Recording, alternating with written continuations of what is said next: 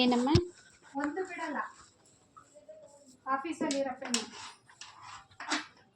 3 ಇಟ್ಟಿದ್ದೆ.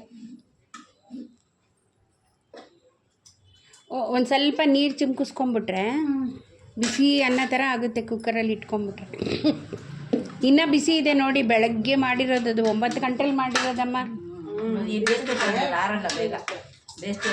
ಅಲ್ಲ ಅದು ಕುಕ್ಕರಲ್ಲ, ಬಿಸಿ ಬೆಳಿಗ್ಗೆ ಆದರೆ ಸ್ವಲ್ಪ ಬೇಗ ಬೇಸಿಗೆ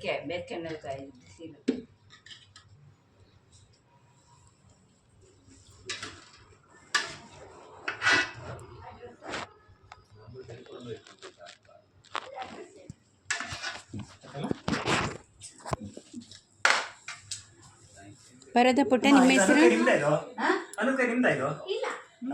ನಮ್ದೇನಾ?